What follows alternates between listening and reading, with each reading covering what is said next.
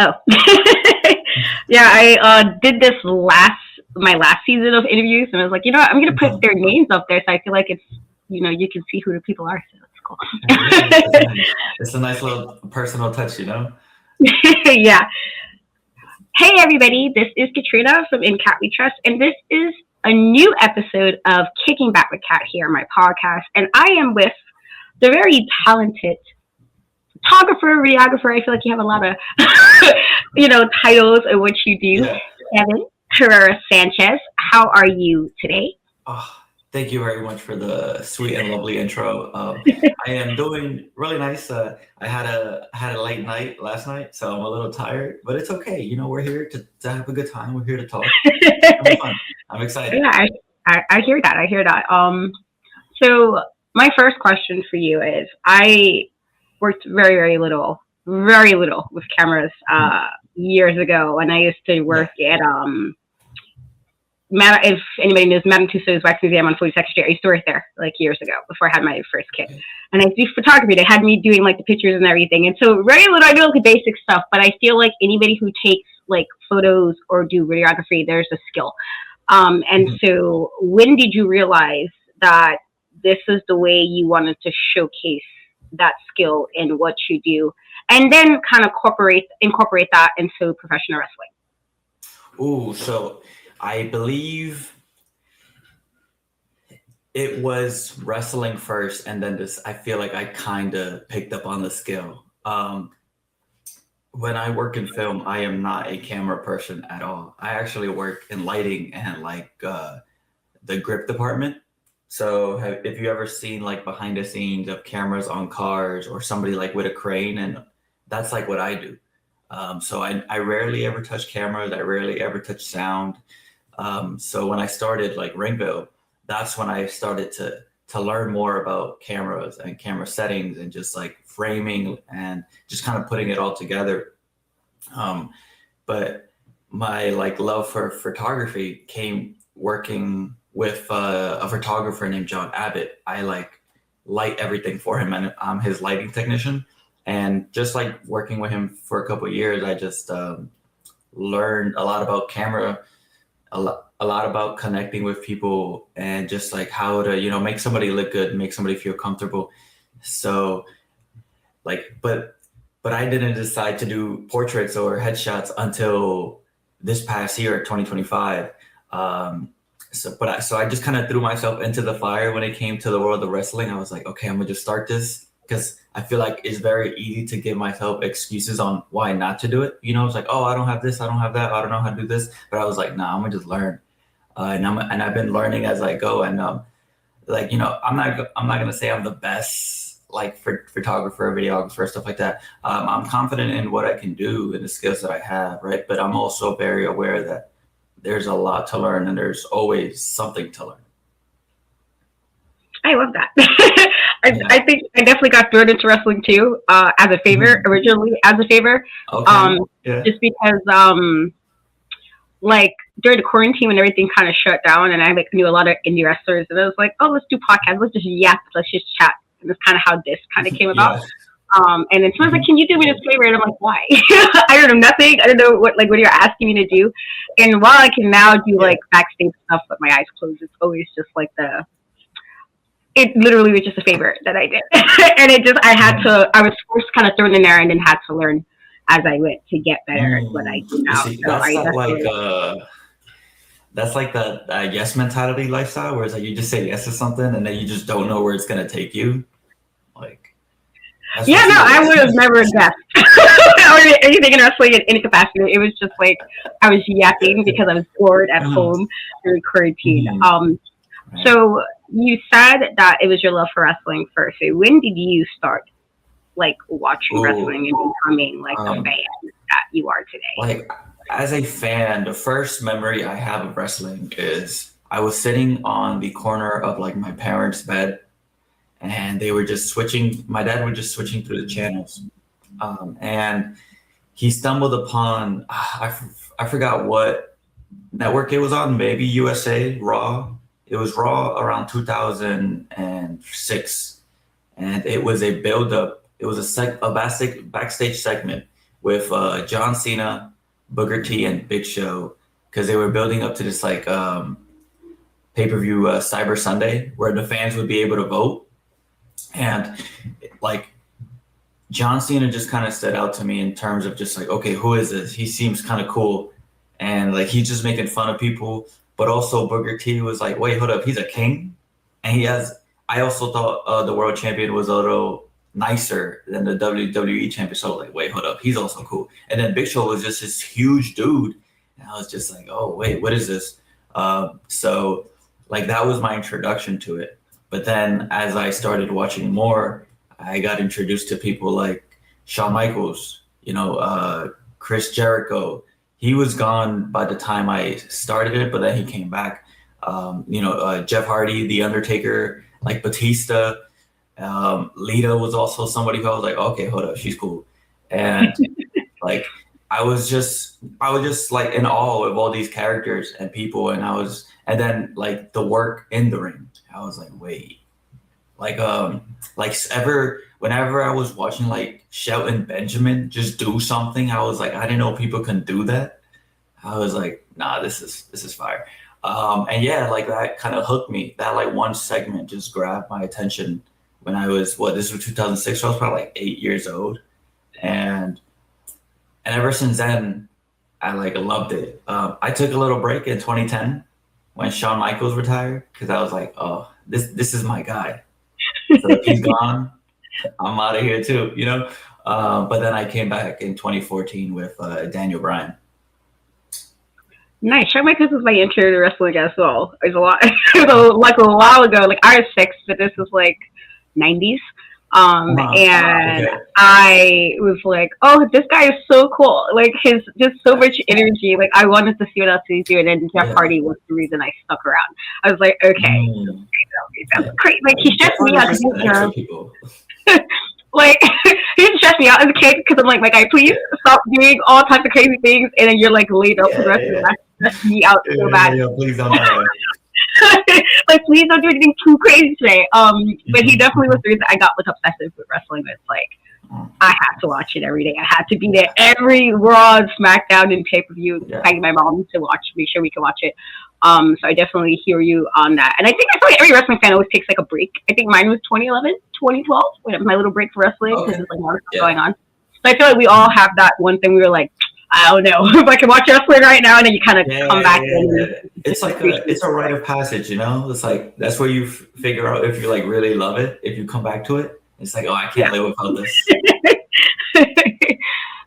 So with your like learning to do like photography and stuff, was it something you just kind of did as like, let's see if I can like do this? Was it one of you trying something new? Was it like a hobby that became more of a serious thing? Like how did that come about? So to kind of tie it back into like how you got into podcasting, right? I just said yes to this random job one time. Like I know in wrestling, wrestlers who are just starting out are like one of the advice they're given is to say yes to every booking, just so you can learn, meet, network, and stuff like that. And it's very similar in film when you're first starting out. It's like you say yes to every single job because you never know who you're going to meet, and you never know what the project can lead to. So I did this one random music video, and then the cinematographer, he used to be the assistant of John Abbott, the photographer I work with a lot, and he just put me in contact with John Abbott. So he was like, hey, look, I know you work in film, but do you want to light this photo session for me? And I had no idea what I was doing. I never worked with like photography lights. And this was probably 2022. And I was just like, yeah, sure, I'll do it. And it was just, and that's how it kind of started. It got the ball rolling in photography. Like I never had this idea that I wanted to be a photographer, or this dream like, oh yeah, I want to do all this cool stuff in photography. But I just fell in love with the process as I was going, especially because John Abbott, he's like an incredible photographer. And it's like the more I worked with him, the more time I spent watching him work and seeing how he thinks and like breaks down a frame and just breaks down lighting and like connects with people. And it really, it just drew me to it. Like there was this relationship I built with photography over time where I was just like, okay, I like this, and I want to be able to do it in some sort of way. Is what I ended up thinking last year, because last year, Ringville had already started, but I was just like, damn, I want to do something else as well. And I was thinking about what can I do to like help like indie wrestling in another way.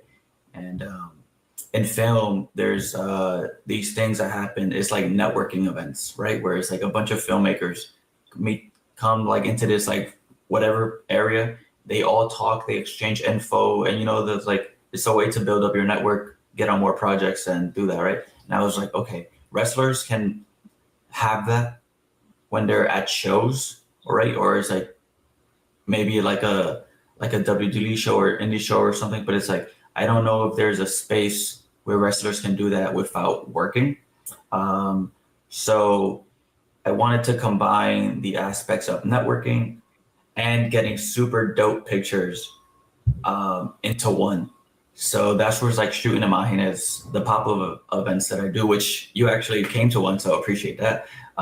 Like started where I was like, I want to create a space where wrestlers can come talk to podcasters, promoters, announcers, and other wrestlers from other schools and other companies, and just like, yo, one, come get dope pictures, and also two, just come talk to people, and like, you never know who you're gonna meet. So that's how like that part of it came to be, and it's like it's absolutely one of my favorite things that I do. Yeah, that was. I will say, doing the event, I wasn't even sure why when I asked you. I was like, let's see if he does like broadcast because I don't wrestle. Yeah.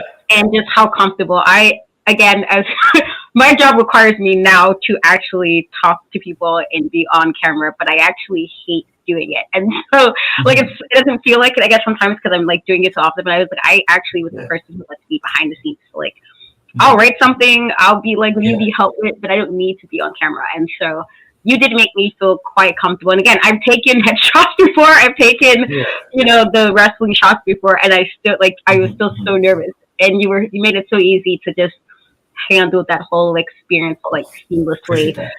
And then even with the other wrestlers, she was just like chatting there, and then found out like there's some parents, and it was like, I'm a parent, I got a teen, I understand completely, or just like doing something a lot later than you thought you would, and just being in that little space for the time before my photos were taken, like that was a really good experience. So I definitely think that's something I haven't really seen anybody else do that kind of thing where it's like you're doing a job, but you're also doing it in a way that people feel comfortable, but also kind of your way of just saying like you love this space of like wrestling, and so definitely appreciate you for that. Of course. Yeah, and I think I've seen some other people do it too. Like I'm never going to claim to be the first one. Maybe I just wasn't aware of what was going on the indie scene in terms of just like maybe there were other spaces already created, right? But I just wasn't aware of them, which is totally fine because I'm just like I'm still kind of new to this world. So I was just like, okay, cool. Let me just do something, especially since I'm in the Bronx. It's like there's a bunch of wrestlers and a bunch of talent that's like around the Bronx. So I was like, cool. Let me just try to do something for them too. I usually have a joke about the Bronx. Anybody who doesn't be like, oh, the Bronx, I'll make a joke, but I won't. I was afraid of making that joke. I hear like wrestling, I know from the Bronx, and I'm like, oh, it's the Bronx, and they go, what did that mean? I'm like, this is the Bronx. Look, I'm not gonna hold you. That's actually it's more of a personal victory for me because a bunch of people shit on the Bronx. But since like my studio's in the Bronx, like just the fact that I have people pulling up to the Bronx, even though they shit on it, it's like, you pulling up, pull up to the Bronx. To be fair, when I got the address, I was like, oh, the Bronx. And so my kid was like, she knows how I am, and I'm like, oh, I have to go to the Bronx. And she goes, good. I'm like, I'm good. It's kind of like the joke I have where it's like, well, Staten Island, we don't even, whatever. Oh, no, for sure. I have my jokes on Long Island too. Like, I talk. I'm like I'm in Queens. I'm right next to Long Island, and I talk shit about Long Island too. So it's just I feel like as long as we do it in the New York City space, it's fine. Nobody else can do it. I feel like we can do this to each other, and that's it. It's like when like every New Yorker can say New York is dirty, but if somebody from like fucking Wisconsin or some shit says New York is dirty, slow your roll. Yo, hold on. Like, calm down, calm down, my guy. Not about you at all. You're here though. You're here. Right? That's just like, wait, you came here with an extra cup. But would you say you had an interview that has been one of like, I've had quite a few interviews that were really fun, or just, and I've liked all my interviews, so like that's clear. But it's like certain ones I'm like, oh my god, this person, we're like talking about the most random thing, and it feels like I'm just chatting with somebody like in a locker room or just like at a bar or something. And so, have you ever had an interview that was just so cool and so dope that you're like, oh, I really like appreciated this interview, or you learned something new from that interview, or just any aspects of that for you? So I have two in mind, and that's a really good question. The first one I would say is the interview I did with Def Rock City. Was one of the hardest interviews for me personally because of how much I had to hold in my laugh. Like Duncan Only and Montilla are just hilarious, and regardless of like how much we would try to get back on track, it was just straight jokes throughout the whole time. And I just like, I tell people I'm fragile. If you make me laugh, I will break. And it was just constant laughing. That was the interview where I believe I had to do the most editing because I just had to cut off all the laughing. And it's like, there was parts I just couldn't because it was like, well, I have nothing else to cut to.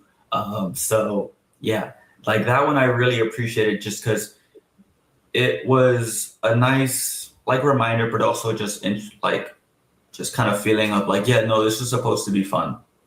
And that's like one of the things I love about wrestling, where it's like wrestlers are just all these different personalities. And it's like, I very much try to be the thermometer instead of like the temperature in an interview, where it's like, I will play off them. And it's like, so whatever they're giving me, I'll try to give back. And it was, that was just such a fun interview. The second one, and it's like complete for different reasons. It's the interview I did with Darius Carter. Just like listening to him speak about wrestling, about technique, about just storytelling, and just how he approaches it was very insightful. And like, I believe that guy is on like another level in terms of just like skill and presentation, and just like all well around like character work and technique. So it's like, I was just kind of sitting there just like, wow, I'm listening to probably one of the best indie wrestlers, and maybe not even indie wrestlers, just wrestlers in the world, just kind of talk about wrestling and his craft and like why he loves it and like why he enjoys it. And I was just like, oh, hold up, I have this giddiness about it, and it is genuinely such like fascinating to just watch him speak. Darius is one of my favorite people to interview backstage because I like he's the nicest guy. I hope he doesn't kill me for saying this. He's like the nicest guy, but like when he's like in character of this Darius Carter, just like I feel like he embodies all of the things you want to see when you're as a wrestling fan. And then to like his mic work, I feel like every time I know I'm like, this is what we need to do for the show. Like, this is what the point is. And he's like, I got it. And I never have to like do this 2-3 times. It's one take. One take, get it done. And I'm always like, I didn't think you could say that or go that or push this far. And he always does and always makes it. I'm like, I'm not supposed to be cheering you as a non-biased backstage correspondent, but I'd be like, I want you to do well. And I'm like, you're a heel. And I want you to thrive. And I'm like, this is so bad because I'm not supposed to show that level of like, criticism, I guess. But it's always after the interview, and I'm like, my God, it was a great interview, high five, whatever. But then like we were posting, and I'm like, I probably shouldn't be hyping this up this much because I'm the backstage correspondent. But it's so hard not to because it's so good. He's great. Would you say there's somebody that you haven't had the chance to interview in the indies that you would love to have? Absolutely. Like there's so many people. To give like a few names, like Charles Mason is one for sure. You know, Janai Kai. But then there's people like all the way like in Chicago, in Texas, in California, right? That I was like, oh, I would just love to sit down with like Latinos Most Wanted. Like I know they pull up for like ETU or like Hog sometimes, and it's like it's difficult to work around like the schedules just because you know like wrestlers fly in, do the show, and then just fly out immediately. Um, but it's like there's so much talent. Like I don't think I will ever have like enough time to sit with everyone that I would want. Like there's just too much talent out there, and it's like maybe not even when it comes to like wrestlers, just like announcers or bookers too. Like you know, it's like um, there's a really talented guy. His name is Danny Nemesis in Battle Club. Like he designs belts, and it's like he's designed belts for Battle Club. He designs belts for Respect Wrestling. Um, I'm pretty sure he designed belts for other companies too. And it's like these belts are incredible. It's like the detail in them is like fascinating. And yeah, I think I would love to have a conversation with him too about just like how he does it, because it's like the talent in that man is crazy. It's like it's so fire. But yeah, there's so many people out there that I would love to talk to. Yeah, Danny's definitely like super cool, and like I love when he does the comic book references as a big comic book nerd. I'm like, yes, when I see them, I get excited just because it's like I love that you take the time to draw these. Like I know he did a lot for Battle Club, where he did like a comic book esque like cover or something for the show, and it's so cool because I'm like I love comic books. I've done a few Comic Con panels, and I always usually make my announcements like a comic book cover. And so to see that by hand, I do it with like, you know, photo editing skills and everything else, but like he does it off of like drawing. And I think that's so cool to anybody who can do that kind of stuff. So he's definitely somebody who I definitely appreciate in this space as well. What has been the hardest part of doing this kind of a thing in wrestling? I can break that into three parts. The first thing I can say is being on camera. I'm just like you. I do not like love being on camera. It's something that I'm just like, okay, I just have to do. And well, I didn't have to do. I chose to do it. Just it was like a personal choice for me. Like I'm still a pretty shy person, but I was like, this is my way to kind of like break out of like my shell a little bit.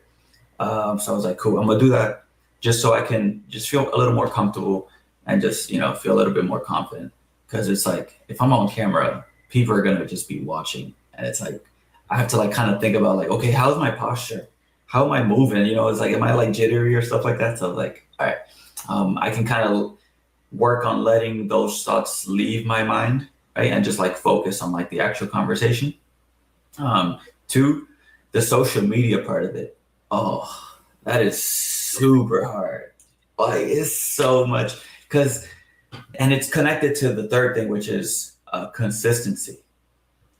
Like, because social media, you have to not only figure out like how the algorithm works, but you have to keep up with it too, because it's always changing. And if you figure out Instagram, you also have to figure out TikTok, but you then also have to figure out X or Twitter or whatever. And then you also have to figure out YouTube. And it's like each one is different.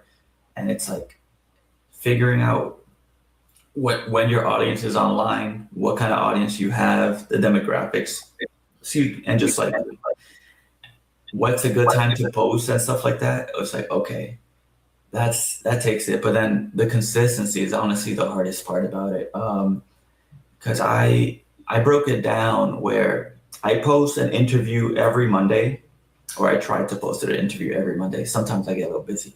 And then from Tuesday to Friday, I post clips of the interview, but then I also post reels on like, you know, YouTube, Instagram, TikTok, or whatever.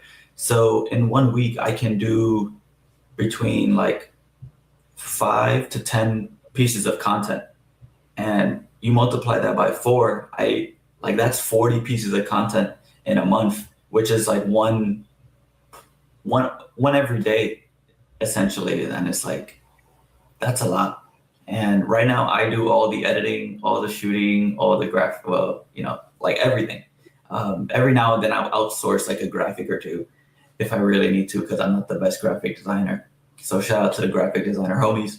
But yeah, so it's like having to do that. It's very much time consuming, and also just like it's the consistency aspect of this is like the hardest part, because it's like I post an interview on Monday and then just like, oh, I have to start working on the next one. It's like it's just a non-stop cycle.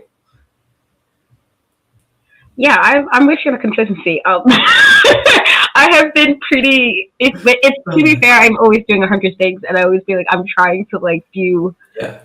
so many things and not like lose my mind. And so I definitely hear you. And I tell people that the social media algorithms are so annoying sometimes, because it could be one thing one week and then a week later you're like, what is this? It's totally different and it doesn't do the same. And you're like sitting here like, what did I do differently this time? And so I definitely hear you on that. That can definitely be a bit agitating, I think, in any content, because even on like the book end for me, at least, because I'm an author, Yeah.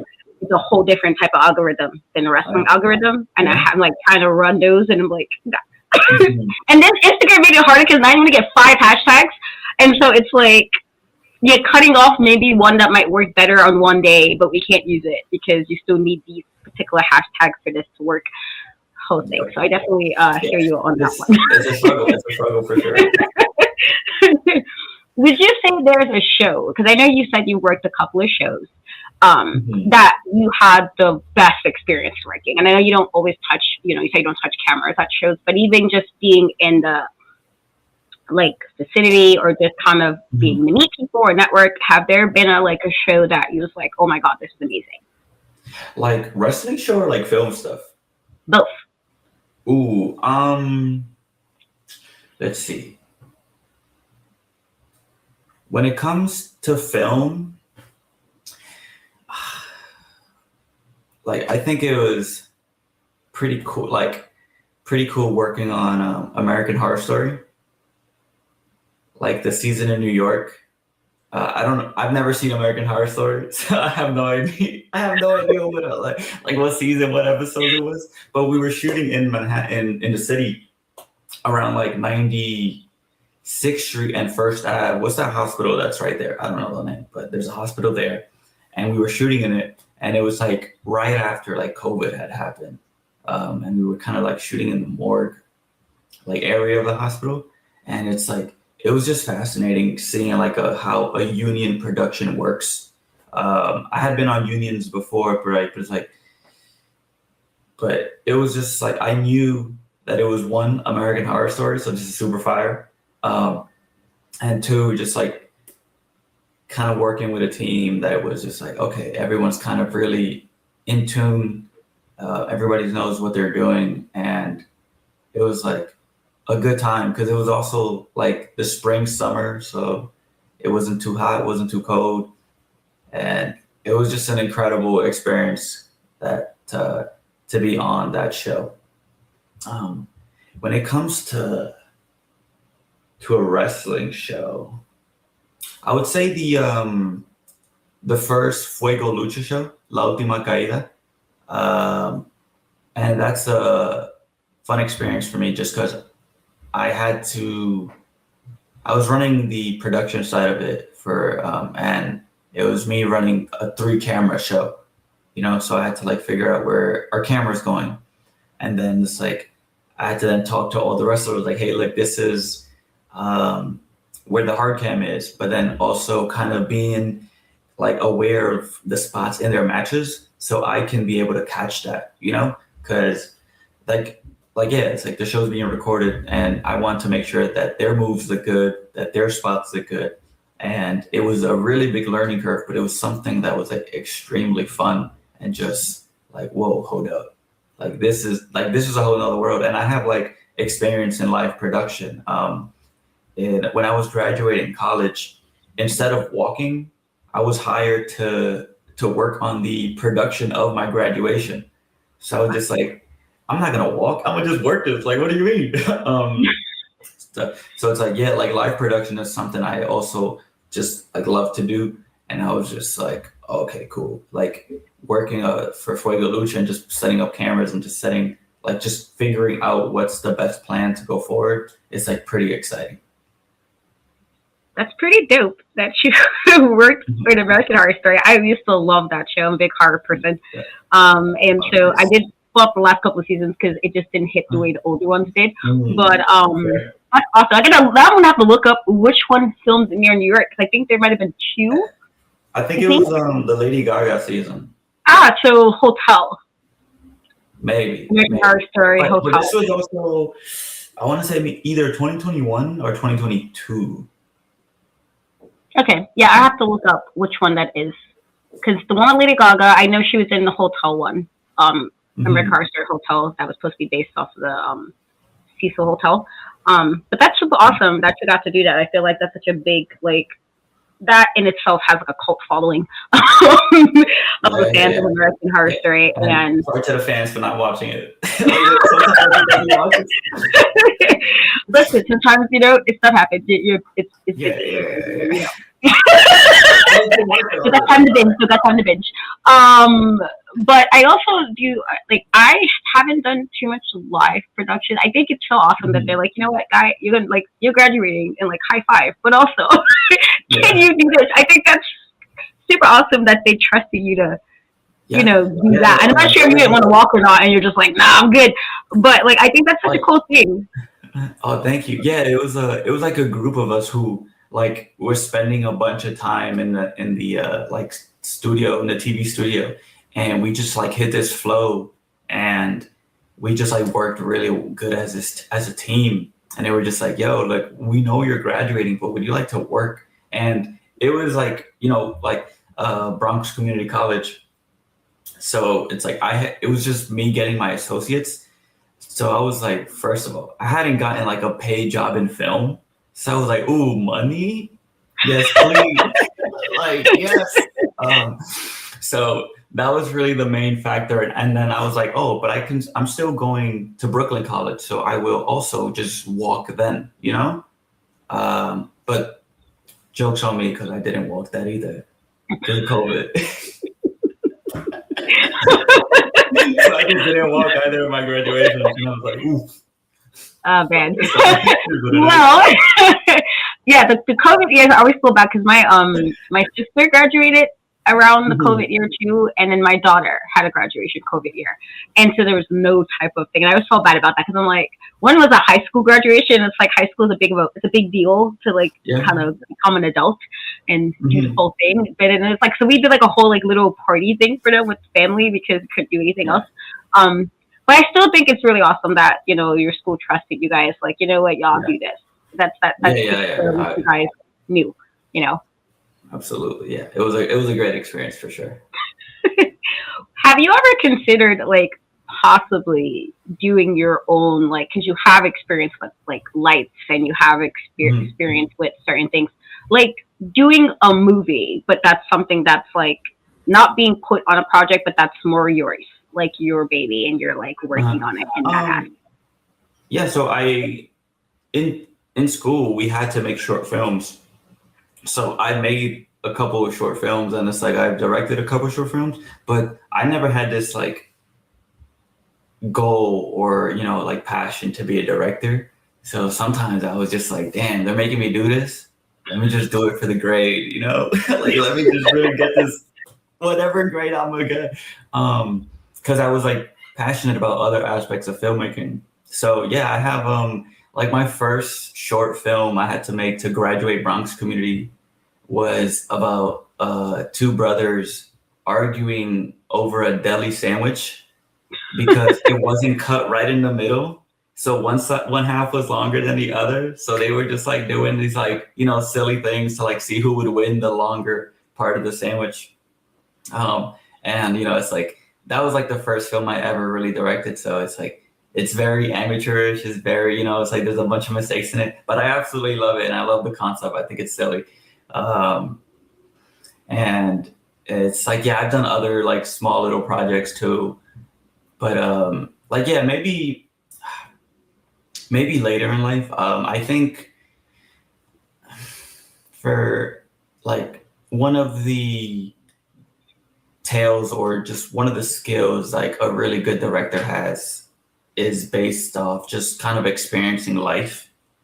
And like, it's like there's different ways to become a good director, right? Like you can absolutely direct a bunch of projects and just kind of gain skills and work on your technique from in that aspect. But I also think there is a exterior force of directing where it's like you kind of have to be in situations and learn from experience and like deal with people, different types of people, and just kind of like bring those two together. So and like I stopped directing after like my like final project in college because I was like, oh, I just don't think I have the right experience in life yet. So maybe later on where I'm just like, okay, cool. I feel like I have a good sense of grasp of life and I have ideas. It's like I'll maybe like go into directing, and direct a project. But it does take a lot. Like it is a very like a long process, and it's like a very fulfilling process in the end. But it's like I know if that's something I like decide to do, I have to like really like, okay, I'm doing this, and I have to make that first besides everything else. Yeah, I love that. As soon as you said the Deli sandwich, I think it's such a New York thing. Such a New York City thing to argue about a sandwich not being cut right. And so, Yeah. I mean that's funny to me because I'm like I've seen it where people are like, "What's this?" Or you have siblings and they're like, "This is not If you fair." have siblings, you ever like pour like a drink into 2 cups and you just hold the cups together like that's some sibling ass shit. Yeah. Like, I have a twin, so I have a twin brother, and then I'm the oldest of 6, and so Yeah. it was definitely like the thing where it's like, well, this don't seem too fair. And what I didn't really do that too much. Watching my brothers complain like all the time about like, oh, you got more than me, and I'm like, I don't see the difference. But clearly they did. It was a whole thing. So I definitely Yeah. understood that on like 2 aspects of being a New Yorker with the deli sandwich, but also like as a sibling, like yeah, I've seen this. This is funny. So that's pretty cool. I know you said it was like a project. It's great. But I do appreciate when people put in like aspects. Okay, like this is the reason you did this, and I think that's really Yeah. Like I also come from a pretty big family. I'm one of 4, so it's like so we were always just kind of like, wait, hold up, you had this, you ate my last, like freaking, you ate my last drink, like what are you doing? Or even just kind of like watching TV. It's like, yo, you've been on that for a little too long. I gotta watch my shows. Like I gotta watch my stories. Like, what are you doing? Or it's like even just having like the PlayStation. Like I remember me and my older brother, we would have like selected days where it's like he would play on Monday, Wednesdays, and like Saturdays, and I would play Tuesday, Thursday, or Friday, or something like that. And it was just like, yeah, because at some point we learned how to share and play together, but at some point you're just like, nah, get him out of here. It's my day. It's my day. You mentioning the TV, I used to do that all the time with wrestling, and I'm like, well, it's this time, and this is a wrestling time, and so I need to watch my wrestling, or like, I used to be like really obsessed with Backstreet Boys. I mean, I kind of still am, but like VMAs, I'm like, it's VMA day, so I'm gonna need y'all to wrap it up. Wrap it up. Super relatable. So we're gonna do like a quick speed round of questions. Okay. So Yeah. you just give me the first answer, or the answer that works for you, but super easy, super chill. So, first question. What is the last show you binge watched? I binge watched Ozark. Nice. Good show. Last song you had on repeat. On repeat? Okay. I've been listening to the Shrek soundtrack recently, and Accidentally in Love has been hitting so crazy. I believe it's from 2. It just popped up into my recommendations, and I was just like, "Oh, this is hitting." I love that so much. Shrek's a classic. It's definitely a classic movie. What is your go-to snack? Like the one snack you have to have no matter what? Ice cream. Ooh, flavor. Ice cream. it depends what kind of mood I'm in. Like I've been called an abuelita, which translates to grandmother, because I will not take any hate on butter pecan. Like, look, butter pecan is smooth, it's rich, and then you have a little crunch in there. It's like, what else would you want? You know, it's just like so good. It's like whoever's shitting on butter pecan, go have some good quality butter pecan. Okay, it is nothing. Why is it an old person thing? I'm confused. Like why? But yeah, but if if I don't have any butter pecan, there's like just like a vanilla bean or like a little white chocolate or something. You got me there. I'm definitely a vanilla person. I love vanilla ice cream. But look, I can appreciate it more. As a kid, I did not like it. My grandmother used to eat it. And I'm thinking maybe that's why people think it's like an old people ice cream, because a lot of our grandparents ate it. And my grandmother definitely ate that ice cream all the time. That was the one ice cream she would eat. Even though she was like, couldn't eat ice cream, and she would do it anyway. And then be like, but it was great. I laughed. And I'm like, but why would you do this to yourself? Kind of vibe. So, but I appreciate it more now. Like, I would take the pecans out just because I'm not really a fan of like, but the flavor from it and the actual ice cream does change the flavor and taste to it. So I can understand that. Like now, as a kid, I did not understand when people ate that. So I understand.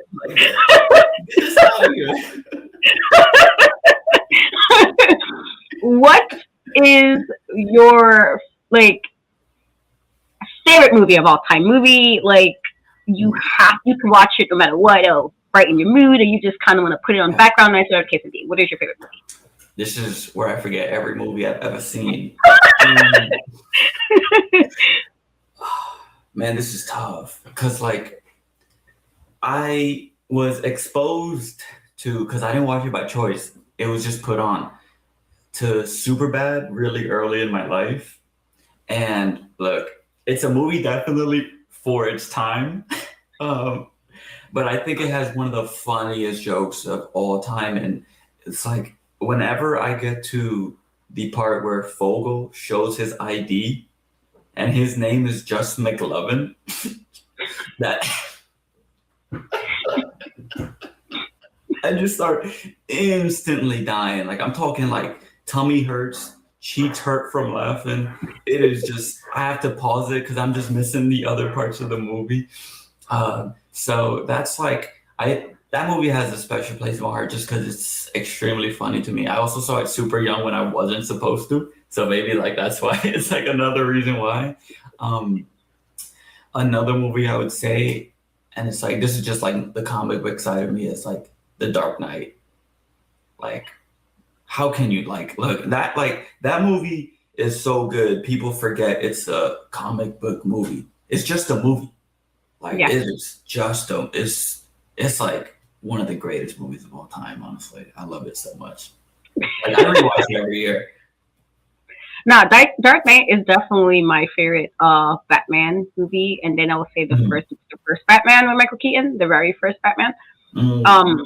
But I think Heath Ledger, I mean, I thought he was a good actor, but I feel like for me, I'm like, dude, if I didn't already know what you could do, you just convinced like people who didn't know what you could do. And so he was such a good movie. And Superbad, it is definitely a funny movie. I feel like that about Scary Movie, I definitely shouldn't have watched it when I watched that movie. Super inappropriate for when that movie came out and how old I was. But I definitely watched it. I think my mom didn't care too much because she was with us when I went to see it. We stayed in the theater, I think 1 week, twice in a week. When I grew up, there was a theater when I lived in Brooklyn that you could see 2 movies for the price of 1. So I can't even remember what the second movie was, but the first movie was a Scary Movie, and we did that twice 1 week. And I'm like, I shouldn't have been watching this movie at this age. But it's like to me one of the funniest. It's so ridiculous that it's so funny to me. So I definitely hear you about a movie that's mad funny. Scary Movie. They're also coming out with a new one, which is I'm exciting. hoping it hits the same like the first one. I needed to hit like I need to be so dumb. And for me, I'm a big horror fan, and so like I was like, you're making horror movies too. It's like Yeah. I want to see like how ridiculous people are in horror movies. It pisses me off every time, and they made fun of all of that. And I'm like, yes, because why are we doing like why are we doing this? Why is there not using common sense? And so for me, it was like really funny, but Yeah. definitely very It's, gonna have it's one. yeah. So I remember when I was first introduced to the scary movies. I as a kid, super young too. So I was just like, oh wait, no, I don't want to watch this because as a kid I wasn't a fan of horror movies. But then I heard like a joke or two, and I was like, wait a minute, hold up, this is funny. Yeah, I'm hoping it hits the same. I hope it hits the same like the first two. The first two are like top tier for me. What would you say, like, if you can talk to any person, dead or alive, who would you talk to and why? Ooh, you see, I always like to give more than one because I just like to cheat. Well, with these questions, because I just can't get one. What are you talking about? But I will say, when it comes to, I will pick someone based on music. One of my favorite artists, her name is Mon Laferte. She's a Chilean artist, and I discovered her during the pandemic. And I just think her music is absolutely beautiful, and like her voice is incredible, and just like the things and the subjects that she like sings and talks about in her music, it's extremely real. And like to tie it into like the what makes a good director for me is like having that life experience. I think she talks about her life and her experiences in her music, and it comes across so well. There's this song called Funeral or Funeral, and it just talks about like two people who were in love at some point, and they just kind of grew apart, and it's okay, you know, like it just talks about how like a relationship could, even though two people can have the best intentions, can love each other and can be there for each other, like at some point they just grow apart. And she just talks about how like that's okay, and it's okay for people to break up if a relationship isn't working, because it's like, you know, it's like that's important to like just kind of accept that and like be happy and single instead of miserable or unhappy together. So that's like one of my favorite songs of all time. So, and I would just kind of love to talk to her just about her, like her music, her process, like, you know, just like how much emotion and, you know, how much like experiences she puts in her actual music. And then my part of my cheating answer to give another person would be Trevor Noah. I think the way this man thinks and just like his perspective and views on the world, it's like fascinating. His books is actually one of my favorite books. And then he also, when he released a children's book, and I was just like, I'm gonna buy it, just because it's like, oh, it's Trevor Noah. I want to hear like how interesting, like, you know, he can make a children's book. And people sleep on children's books. There's a lot of really good life lessons you can learn that you forget as an adult. But if you just dive back, you'd be like, whoa, this is a kid's book? Hold up, you know? So yeah, Trevor Noah, I would love to just kind of pick his brain and just like talk to him about his perspectives and, you know, like everything that's going on in the world. And just because, you know, it is, you know, the world is the world. What if you could have any superpower? What would it be? And why? Ooh, that's tough.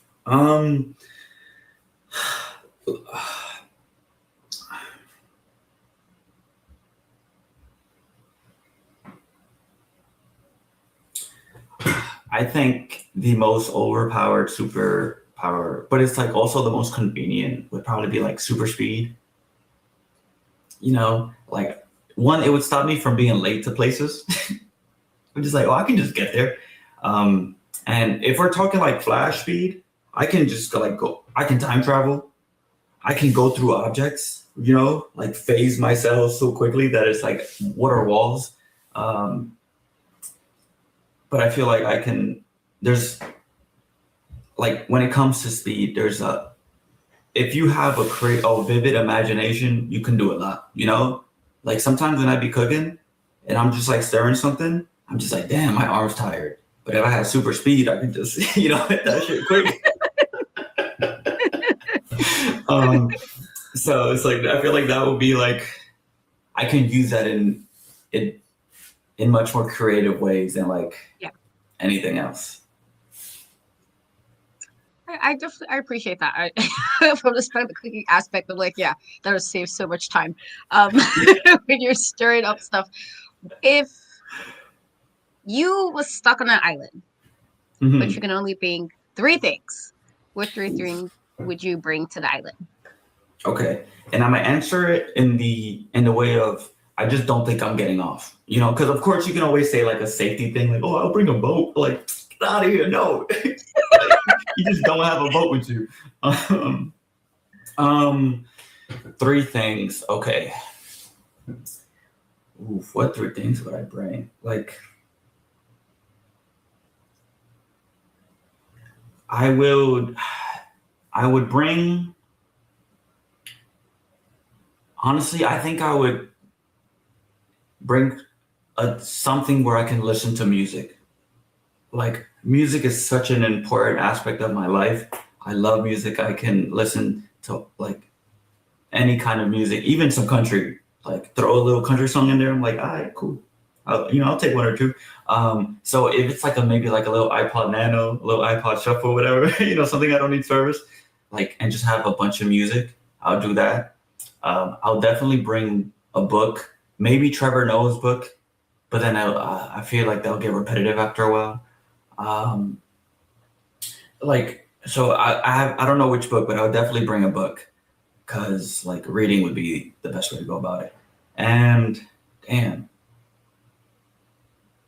what else? I mean, because I don't want to say any like survival instinct type of things, because it's like, well, I feel like that's kind of cheating. Because of course, why wouldn't I bring like a hatchet or some shit, to like be on my Minecraft shit and just like start a fire and go to the house. But what's that 3rd thing? I have no idea. Because I covered my bases: music, reading, and like I was about to say seasoning for food, but not. Not wrong. I wouldn't say it's a wrong thing. Like, I would feel like if you're stuck in a place for a long time, you would want the food to taste decent. Like, so I feel like that's a simple answer for me. I'm gonna go with seasoning. I think you're like, why? But I'm like, no, like, if you're stuck someplace, and I like to season, I always joke like I season it until the ancestors told me to stop kind of seasoning. I don't really follow instructions to season. I'm like, nah, this got to be seasoned well. I understand. I truly do. I get it. I get it so much. Everybody wants like I gotta be stuck here now. The food is bland. It's just like, can we not? Spice it up, like, damn, hold up. Add a little something to it. Is there like, if you could ever like have like a dream job that isn't what you already do, what job would that be? I would love to get paid to eat. Yeah. Just pay me to go to your restaurant and eat. Like, whatever. Like, I just also just love food.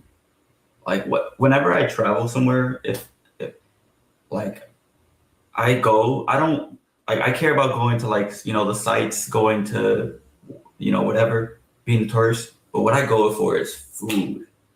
Like, if I know I'm going to a good food city, that's like my list. Like, okay, this is the restaurants I'm going to. This is the places I'm eating. This is where I'm grabbing a snack. And I am just like, that's where my money goes. I'd be like, oof. But it's okay. It's all food. It's fine. Like, I'll stay in like the worst place. Like, I'll stay in like a box if I could just eat really good food. Oh my God. I do like food too. I don't know about the box part, but I definitely understand about like just like I like food. I do like food. I think food, especially if it's done well, it's like, man, listen, this is how to get you. This is how to get you. This is how to get you. So my last question for you is, if somebody came to you for like advice on anything that you do, whether it's taking photos or just kind of taking a leap and doing something that they may not have thought they would do. I feel like we're Yeah. both kind of doing things we would have never thought we'd be doing. Mhm. What advice would you give that person? I would say don't box yourself in. Don't just think you can only do one thing, or like, let's say if you want to be like a commentator, don't just say I can only be a commentator, because there's a lot of skills and a lot of talents that just transfer over to different areas. And it's either if that's in wrestling, that's in like film, that's in like business, that's in whatever aspect of life, like um, there's a lot of skills that like overlap, and just go into something with very much an open mind. You know, it's like I do agree that when you're first starting, say yes to everything that you can, because you never know who you're gonna meet. You never know where that opportunity is gonna lead to, and it's like, yeah, it's like just kind of give yourself the benefit of the doubt that it's like if people are asking you to do something, or if they're asking if you can do it, that means they trust you, and you should also just trust yourself. Yeah, I love that. That's great advice. Is there anything you would like to promote to the audience of this? Anything you got coming up? Anything that you're doing in the next month or so? Yeah, so you can always check out episodes of Ringville. I try to post every single Monday, every single week. YouTube is KHS Ringville. And then you can also follow me on Instagram, which is Kevin Herrera Sanchez _. It's and then TikTok and Twitter or X is just Ringville. And then I think there's a Facebook somewhere, but I don't post on that. Like I don't post on that respectfully. Sorry, Facebook. But and then yeah, it's like you can find everything. You can even find like my email, my contact is there. It's like if you ever want to book me for a photo shoot, or if you want to reach out if you're interested in doing an interview. And that's where I also make all my announcements for like if I'm ever doing something like another pop-up photo session, or just like doing something where it's like I'm gonna be at a show. Like also just feel free to reach out to me too. I would just talk to people. Like that's actually one of my things I'm trying to work on. I am not the best in like talking over social media. Like I'm very much an in-person person, you know, where it's like I could not have seen somebody for like a year or two, but I'll pick it up like it's nothing. It's like, oh yeah, da da da, you know. But when it comes to like texting on like Instagram or like just texting, I'm just like, damn, what do I say? like, I don't know what to do. So yeah, it's like if you ever see me at a show, like feel free to come up to me. Like I'll just talk to you. So, but yeah, that's I think that's everything. All right. I will have all of the links in the description. So definitely go and follow and support. And again, I think, you know, Kevin's an amazing photographer. He, like I said, made me feel super comfortable. I was real stressed. I felt like, oh my God, if I do something near my face, and just, I always get very nervous about that kind of thing. And just really cool dude. And so thank you so much, Kevin, for coming on and talking with me. I know we were supposed to do this 2025 and stuff was going on. A lot of stuff going on both ends. But yes, this is my first. This is my first for my new season, and so this is actually really cool. And so thank you so much for taking the time to chat with me. This is actually really fun. I feel like just like obviously New York humor is one thing because you get it as a New Yorker, but just a lot of the stuff of just certain things, I definitely agreed with you, and I thought it was really funny. So thank you so much for taking the time to talking to me. Of course, no, thank you very much. Yeah, like when you reached out to me, I absolutely wanted to be a part of this because like our brief, even though it was kind of brief in terms of when you pulled up to the event, like the energy was really nice. You seem like such a sweet person too, and it's like a fun person who was like, we were just gonna be able to shoot the shits, you know. So I knew this was gonna be a great time, and I was like very excited to do this. I woke up today, I was pretty giddy. I was like, ooh, let's go! Like, yeah, no, I love when a conversation just flows because it feels like it's just easy. I always like making people feel like it's a conversation. You don't want to feel like you're at a job interview. It's like not supposed to feel like that. And so, no, for sure. Like I said, I do appreciate. I will say, chef's kiss, compliments to the chef. You know, like you absolutely killed it. I forgot I was being interviewed. I was like, oh, we're just talking. I truly appreciate that. It's like I said, I hate talking all the time. I'm like, oh, I hate that I gotta talk, but it's literally my job now. And so it's like, but it's always easy if somebody like if it's just something I give you one thing, I'm like, oh my God, this is so true. And now that's it. And now I'm yapping and not shutting up. And so um thank you so much. Again, everybody, links will be in the description. Definitely go support. Everything will be up shortly. And I'm in Cat We Trust on everything but Twitter because the E somebody has on Twitter, but everything else is in Cat We Trust exactly the way it's spelled. And we will get you guys next time. Until next time, guys. Bye.